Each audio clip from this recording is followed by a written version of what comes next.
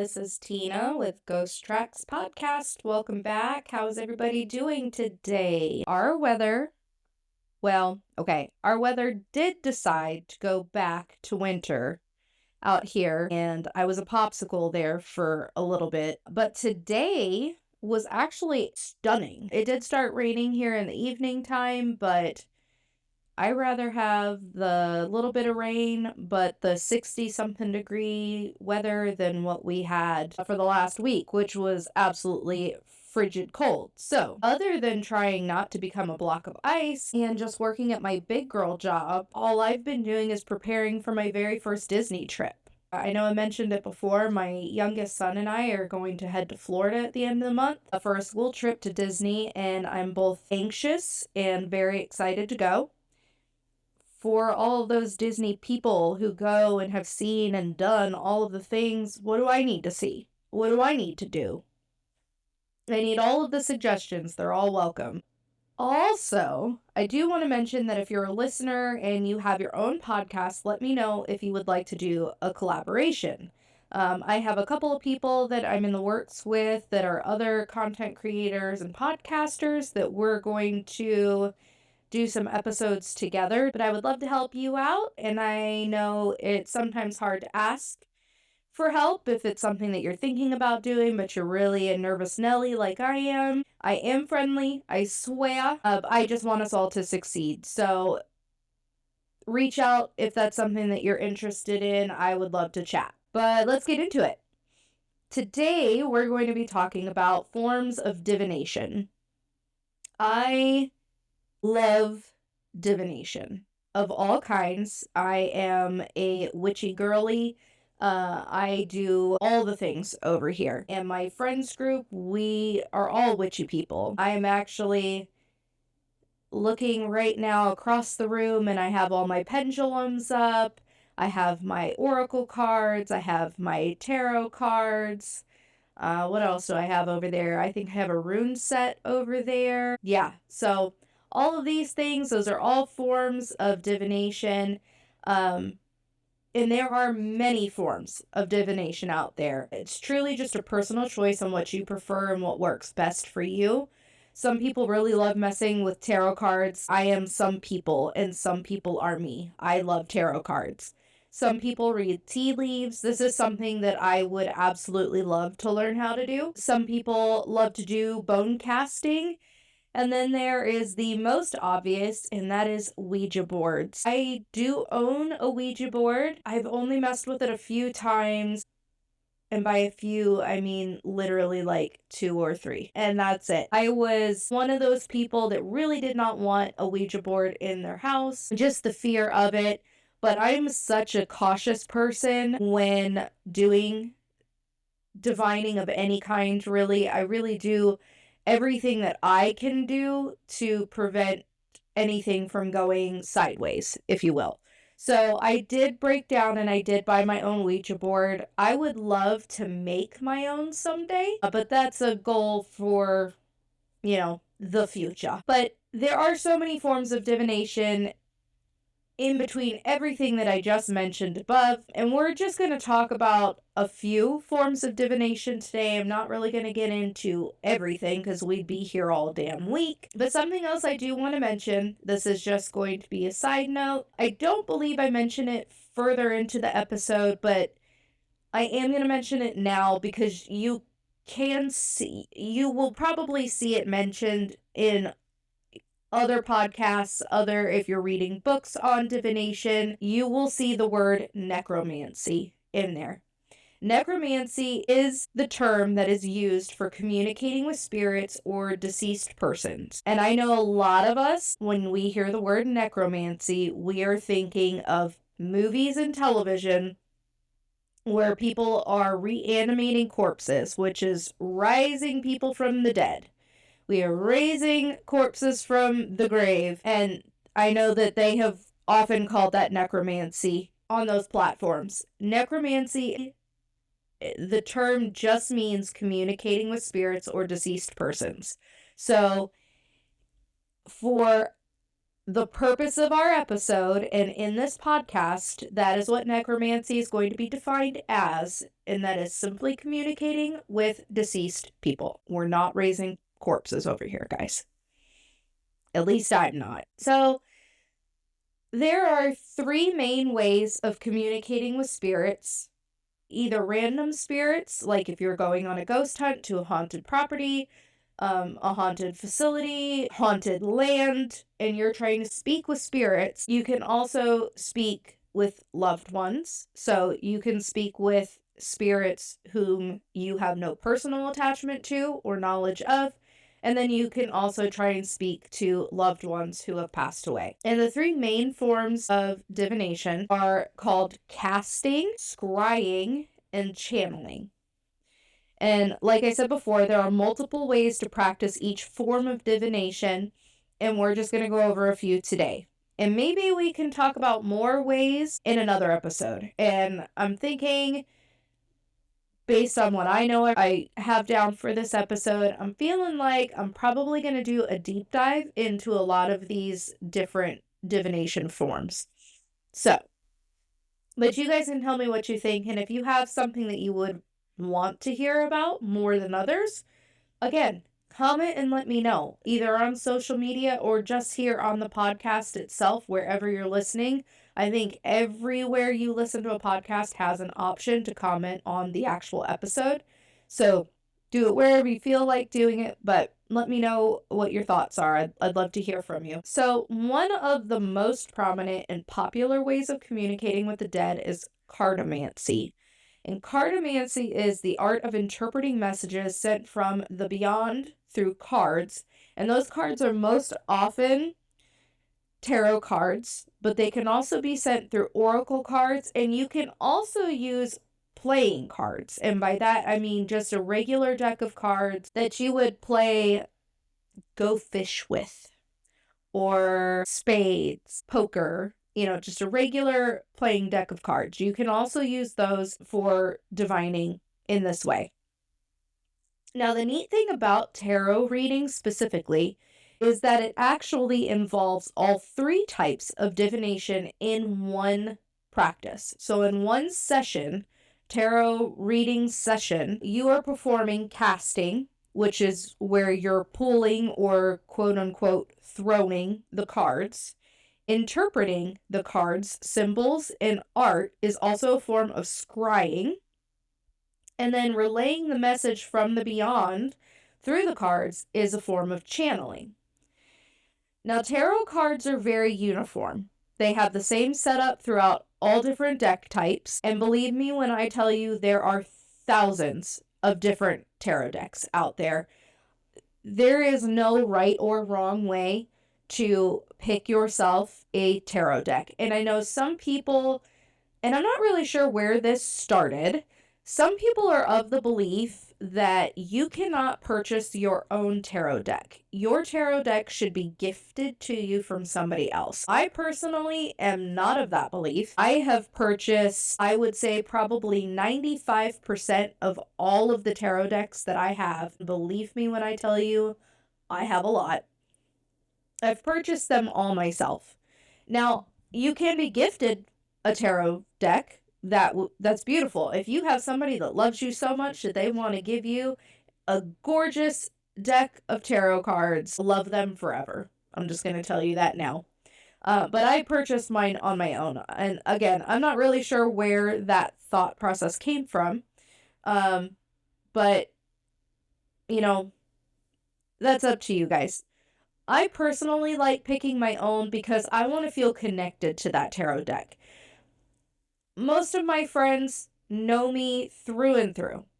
We've known each other for a very long time. They know what I like. They know what I don't like. So more often than not, they're going to choose me a tarot deck or artwork, or any gift that I am given by my friends is almost always spot on. But again, I want to feel like I am personally connected to that deck. I want to be able to, look at it and feel it and see the artwork and just get a feel for the deck before I purchase it myself. But again, it's a personal choice. I'm not telling you that if someone gives you a deck of cards that you'd be like, no, I don't want it because I didn't get it myself. There are ways, and again, I'm not going to go into it today, but I will do an episode for probably each one of the things I'm going to talk about today in this episode. And then we can also go into other forms of divination later on down the road. But there are ways that you can connect with a deck and that you should connect with your deck prior to using your deck of cards. So, but again, that'll be for another day. The tarot deck is made up of 78 cards. And I apologize if I sound weird. With the warm weather has come the pollen and springtime shenanigans as far as Mother Nature is concerned. And I am very stuffy today, so I am so sorry if I sound really weird or I'm like slurring my words a little bit. I am not drunk. I am not under the influence. I'm just dying from a stuffy nose from this weather. I'm happy about the weather. I'm not complaining. I'm just throwing that out there that's why I sound a little funky. But back to it. The tarot deck is made up of 78 cards, and it's broken into two major categories, the major arcana and the minor arcana. The major arcana is going to be the first part of that deck, and they're numbered 0 to 21. Now, this portion of the deck is often referred to as the Fool's Journey, and that is because card 0 is the Fool, or the Soul's Journey. That's another way that it is often referred to. Your major arcana cards usually speak to your major life events and experiences, and thus they're usually focused on in a tarot reading above the minor arcana cards. So if you have a reading and you have, one major arcana and a few minor arcanas, they're going to focus on that major arcana to be your foundation for that reading. It's usually going to be that card, and then the remainder of the cards are just going to be like supporting details, essentially, for that reading. And the minor arcana are broke up into 4 different suits. So you've got, and again, each tarot deck can be different. So some of these, like I was going to say pentacles. Pentacles are often referred to as coins or discs, but it doesn't matter what they're called. It's that suit. Pentacles is what they're meaning. But yeah, anyway, the names are going to be different, but the meaning behind the deck and the way that you read them and the way that they are interpreted is always going to be the same. So you have your pentacles, your cups, you have your swords, and your wands. And each one of those is governed by an element. So earth, air, fire, and water. And again, they usually speak to minor life events, usually just smaller daily happenings. So those are tarot cards. Now, we also have oracle cards, and they're much different. So every oracle deck, and again, there are thousands, is different. They're all different. No two are going to be the same. And they all have different meanings, and they have different, ways that you are going to read that deck. I also have a multitude of oracle decks at home. Some of my oracle decks focus on the moon. Some of it is phases of the moon, phases through our lives. I have astrological placements for those cards. And I have other card decks that are angels and frequencies for clearing energy. And that deck is actually in the same thing. So it's an angel deck, but they also have frequencies on the cards. Not every card, but some of those cards also have frequencies for clearing your energy. And that oracle deck is probably my favorite oracle deck that I have here at my house. So with oracle decks, you're usually not pulling cards in full spreads. Not saying that you can't do that, but typically speaking, it's usually just like a 1 or 2 card pull for a specific question. With a tarot deck, though, the cards, again, always mean the same thing. The story never changes for that. But your spreads are going to focus on different things.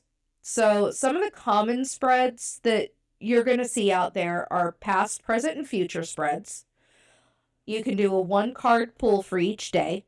And that's usually, that card pull is usually pulled with the question, who am I today? No, it's not always pulled with that question, but when I pull my daily card, that is what I ask is, who am I today? There's also the Celtic cross spread. There are spreads that have to do with the moon phases and astrology. It really doesn't matter. You can do whatever spread you want to do, however you want to do it. I love working with tarot. I've been working with tarot cards off and on since I was a teenager, actually. But in the last 5 years or so is when I really came back into it. In that time, I've done a lot of self-growth and soul searching and just really settling into who I truly am. I'm not really hiding myself anymore, not putting myself into a box to fit other people's versions of me. I am who I am, like it or not. I'm here and I'm living out loud. So tarot is an amazing form of divination. It will take you some time to learn. Intuitive reading is an art form, for sure. I am not an intuitive reader by any means. Even though, and a lot of that just has to do with, I do not trust myself, which we got into in another episode. I don't trust myself like I should. Oftentimes, I am intuitively in my head saying, oh, this card means that. This is probably where this is going, yada, yada, yada. And then I'm like, nope, I have to have my book and I need to check because I'm wrong. Sometimes I am wrong. Most of the time I'm not. Again, it's just about trusting yourself, and I just don't trust myself very much these days right now, or I haven't gotten to that point, but I'm working on it. So the next form of divination we're going to talk about is scrying. Within that, a practice that I find utterly fascinating, one that I would love to learn how to do in depth, and again, intuitively do it, and that's tasseography or tea leaf reading. And again, I'm going to apologize now. That's just how I pronounce it. I know I've said it before. My regional dialect is an absolute shit show, okay? I was born in Europe. I had an English accent with Scottish undertones because my grandmother and a lot of my other family were born and raised in Edinburgh, Scotland. And then I moved to the States and I ended up in Delaware, which is no offense to anyone from Delaware, but it's Hickville, okay? Very country. And then from there, I ended up in Connecticut, which is basically a bastardization of Bostonian accent. It's a hot mess. And then I was on the West Coast for a while, and then I was in Alaska, and now I'm in Indiana, back in Hickville. So all that to say, if I'm pronouncing something incorrectly, don't come at me. I'm not doing it on purpose. So tasseography or tea leaf reading. This practice was actually something that my Nana did. And my Nana, who I refer to as my Nana, is my grandmother on my mom's side, her mother. So my great-grandmother on my mother's side. That is my Nana. And I only just learned that she did tea leaf reading this last year. So I was shocked, actually, because they are heavily religious people. And it's just not something that I thought would be practiced. So I was a little taken aback, very pleasantly surprised, I should say. Not negatively so. But just goes to show that the woo-woo in my family is strong, guys. So what is tea leaf reading? It's essentially just brewing a loose leaf tea in a teacup and divining messages of the future or an answer from beyond left in the leaves once the tea has been finished. This form of divination is a little more in depth, and it has a multitude of steps to complete it. Once you've done it a couple of times, it really isn't that difficult. It's just kind of getting there. Like with everything, this one's just it has a few more steps. It's not just asking a question and then pulling a card, or asking a question and then casting bones, or runes, or, any other number of things. So, and I believe, for me, the most difficult thing would be to make sense of the shapes and what you're seeing in the leaves. And that's just with me. Other people can look at these shapes and see things. I will struggle with this. Again, this is something that I would love to do. It's something that I plan on learning to do. but I'm going to struggle with this. I have a very hard time looking at something and seeing something else. So the first step is important, and your first step is choosing a teacup to use. So your shape of your teacup is very important as you need space to read the leaves. It's also suggested that the rim of the teacup be wider than the base of the cup. And you should also have a saucer, or if you don't have a saucer that goes with your cup and you're weird like that, you can also just use a napkin. And some people use both. So they'll put a napkin on the saucer just to make sure that they don't break their cup or their saucer when they flip that cup over. So you're also not, you can look at the leaves on the outside of the cup, the ones that you dump out. You can read those as well for supporting information for your read. But typically speaking, the leaves that remain inside your cup are what's going to be the main focus of your session, your reading. So if you only have a napkin available, that's, again, going to be fine to flip your tea leaves out onto. To do this practice, you're going to add your loose leaf tea into the cup, and you're going to pour your boiled water over the leaves. You want to leave about 1/4 of an inch of space at the top of the cup. And it's very important to have a spoon on hand to mix your tea with. This is actually something that I did not know. It makes sense, but it's not something that I realized prior to researching this. And that is, it's considered bad luck to mix your leaves with anything else other than a spoon. So for me, I can't go pick up a knife or a random chopstick that I have laying around to mix my tea for this. You're going to need a little teaspoon. And who doesn't love a good teaspoon? Like a little guy. I have a whole bunch of them. With your spoon, you will gently stir the leaves into your water while thinking of your question or the situation that you are hoping to gain insight to. Tasseography doesn't begin with reading just the leaves once you're done drinking your tea. You are also going to be looking at the liquid, your debris, any kind of bubbles, if something has spilled over, stems, just anything that is happening inside that cup while you are also stirring. While you're waiting for your tea to cool, you're going to begin divining your message then. Once your tea is cool, you're going to be able to start drinking it. And it's best to hold your cup in your non-dominant hand, as it's said to be your intuitive hand. And using your non-dominant hand is believed to trigger your subconscious and the connection to the beyond. You also want to think of your question or circumstance at this time as well, and repeat it over and over again in your head while you're drinking your tea.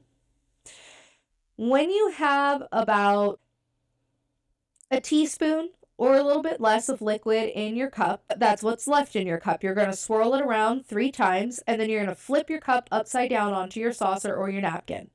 You're going to want to do this fairly quickly, and once your cup is overturned, you're going to either want to tap it 3 times on the bottom, and again, this is personal preference. So either tap the bottom of your cup 3 times, or you can just rest your non-dominant hand on it for a second or two while you're also thinking of that question or circumstance. Or you can spin the cup 3 times to disperse the leaves left in the cup. And then once you're ready, you're going to turn your cup's handle so that it's positioned at about the 6 o'clock position.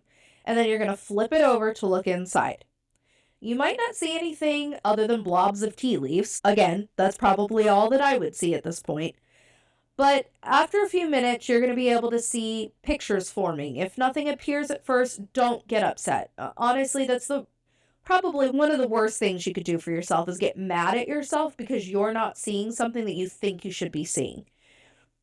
Take your time, okay? Look at the contents from different angles. You're going to want to turn your cup, tilt it, angle it, relax your eyes. You can even squint your eyes. This is an abstract painting.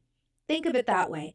Squint your eyes, tilt your head when you're looking at these leaves, and you're going to start to see images and patterns in the leaves at that point. It's helpful to have a journal on hand when you're doing this, and you're going to want to write those things down. And then also make note of where in the cup that you're seeing these images, because the positions are also going to have specific meanings. Again, we're not going to get into all of that today. There are so many books and forums and just websites. There is a plethora of information out there for you to look at. And everyone is going to say something slightly different from one another. So again, this is intuitive reading, okay? So there are resources out there to kind of give you, a leg up, 1 foot forward in the right direction of interpretation and what these things mean. But you have to trust yourself, says the person who has trouble trusting herself. But, okay, so most often, your largest image that you're going to see is usually the most important and the focus of the message that you are being given. Your smaller images or surrounding images and shapes are your supporting message that's coming through. So, with any form of divination, listening to your intuition regarding the messages coming through is of vital importance. Your gut knows what is up. Listen to it. If you're reading for someone else, and that's any form of reading, so either tea leaf reading, tarot, or anything else, if you're doing that for someone else, be sure to include them in the messages that you are receiving. And that's to say, if something doesn't make sense to you that is coming through, it could mean literally everything to the person that the message is actually meant to be for. So be very open and honest with that person and what is coming through to you. And if you're doing a tea leaf reading for someone else, ask them what they see in the tea leaves and help them interpret those images. Just try not to force a meaning onto them that might not be there. Okay? And now, the bread and butter of the episode. The big, bad, most scary tool in divination, the Ouija board. Dun, dun, dun! Ouija boards are also referred to as spirit boards or talking boards, and they are a form of channeling. Ouija boards get a bad rap, guys, like the worst of raps. And it's mostly from folks that have used them improperly. Go balls to the wall. They throw all of the caution to the wind. They do not care. So that's usually when problems arise with these things. That's when these big scary things happen. Like any form of divination, and it doesn't matter what you're doing. Again, tea leaf reading, tarot card, bone casting, pulling runes, scrying in any form, it doesn't matter. When you are doing divination, you are opening yourself up to communicating with those that have passed away. Okay? And this needs to be done with serious intentions and respect. Using a Ouija board is no different. I know that these bad boys are marketed as toys, and they are for children. If you're to go, I don't know who would buy their 5-year-old a Ouija board to use all willy-nilly, summoning demons in their room at night. But again, use these things with respect and caution. You are opening up a door to the other side, and that door can be left open if you are not using these tools correctly. So when you're using a Ouija board, a group is often necessary. And as I said again a minute ago, everyone should have an understanding of how to use a Ouija board and be taking this seriously. You will typically have one person that is in charge of conducting the session. So this is the person that will be speaking out loud to the spirits, asking the questions, that kind of thing. You're going to have another person to write things down from the session. This is something that is often overlooked, I think. You want to make notes. Not everybody is going, unless you're recording it on audio alone or video, you're probably not going to remember everything that is happening in that session, when it was said, how it was said, what exactly was said. So it's super important to have somebody recording, either actually recording or just writing these things down while you're doing this. And then you're going to have your other participants. So these are, I think they call them just like sitters. So these are the people that are often there that have people they want to speak to and have questions answered for them. So it's advised that going into the session, each person have in mind who they want to communicate with and that they have a couple of questions that they would like to have asked. And again, I'm probably going to do another episode somewhere down the line where we're going to go into a deep dive into all of the do's and don'ts of Ouija board sessions and other sessions for other forms of divination. But today we're just going to keep it brief and talk about the setup of the session and general overview of how to go about that session. So when you're ready to begin, you're going to set clear boundaries for the session and for the spirits. Again, the human people that are flesh and blood on this side of the veil are not the only people that need to have clear boundaries and an understanding of what is and is not acceptable during a reading. Okay, spirits are also going to need that information. It's going to probably seem a little silly to be talking to what could be considered an empty room,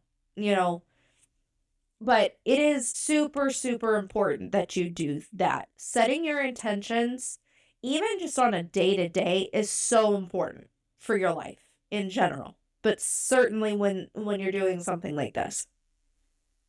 So the person who's conducting the session should be at the bottom, quote unquote, of the board. And that is, I'm trying to orient myself. So, the letters are usually in like a wide kind of horseshoe shape. They're going to be sitting in the middle of that horseshoe shape there at the bottom. Okay. And they're going to have their fingers on the widest part of the planchette.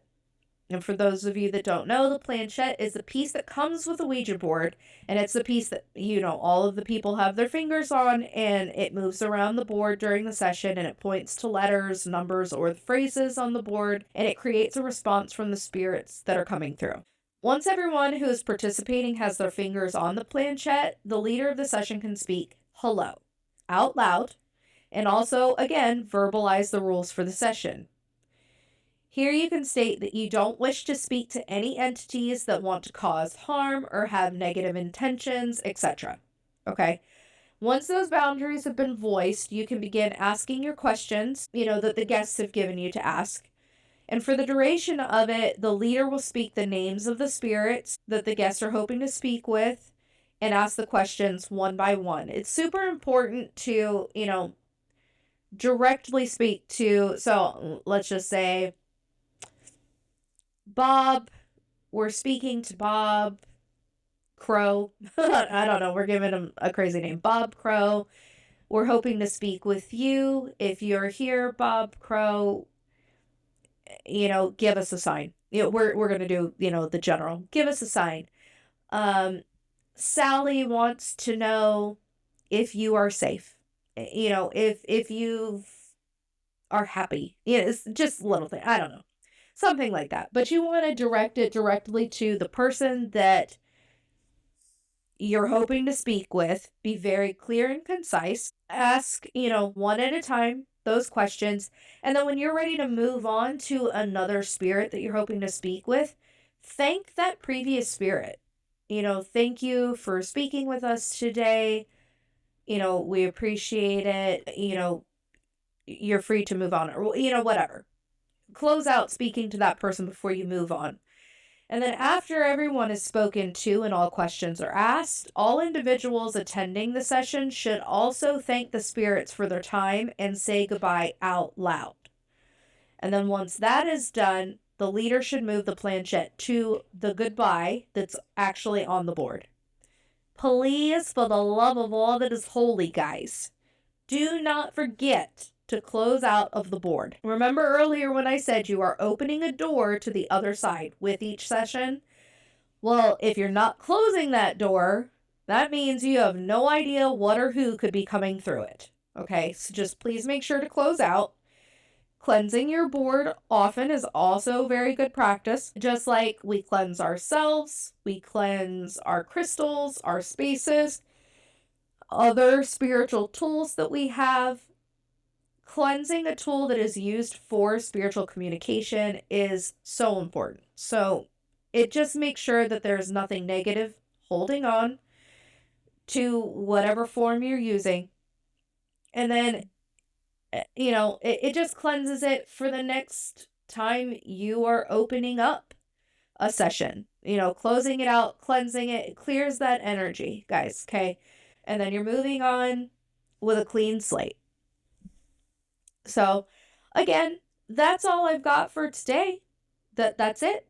That's all we're going to talk about, okay? If you have questions, feel free to reach out. If you want to talk about something specifically in another episode, feel free to reach out. If you have stories of forms of divination that you have done, if you are a tarot reader or oracle card reader and you had something happen during a reading, I want to know about it. If you've played with a Ouija board, whether it was a good session or a bad session or something in between and you're not really sure, but you want to tell the masses, holler at your girl, okay? Again, I want to know about it. I'm nosy, okay? I want all of the information. All of the details, please. If you have had visitations in general, and that could be dreams, you've seen a ghost in your house, in your room, in your bed, tell me about it. Okay? You can write those in to me. Email is preferred. Sometimes I will pull stories off with permission. If somebody writes, comments a story that something that has happened, I will always ask if it's okay if I share it on the podcast. But sometimes I will pull those off, especially right now, kind of, because we don't have a whole lot of listeners writing in, guys. Email is a preferred method, okay? So send those in to the email. It's ghosttrackspodcast@gmail.com. Again, you are more than welcome to say in that email that you want to remain anonymous, and that is perfectly okay. I will absolutely keep you anonymous, okay? Change the names in it. Give me the most made up nonsense names there is. I will read them and I'll laugh the whole time, probably. Okay? So, anywho, send me in your stories. I have social media. I'm on TikTok, the YouTube. Everything on YouTube is generally just the podcast. I do upload videos, but you're going to see pretty much the same thing across the board. But I have Facebook, I have Instagram, I have YouTube, we have TikTok. Follows are huge. Engagement is even bigger for me, okay? Help me grow. This is super important. Liking, sharing, commenting, all of those things really help bring other people to my social media pages, and then as well as bring me up higher on, the podcast board for people to find me. I haven't been doing this very long, so I don't have a ton of listeners. So the few that I have, it's super important for you guys to help me out. And it is so very, very, very, very appreciated. Okay? So like and follow and share. All of that good stuff. Email me your stories, everything that you can think of, all the fun stuff. But other than that, that's it. We'll talk to you guys later. Stay creepy. Bye.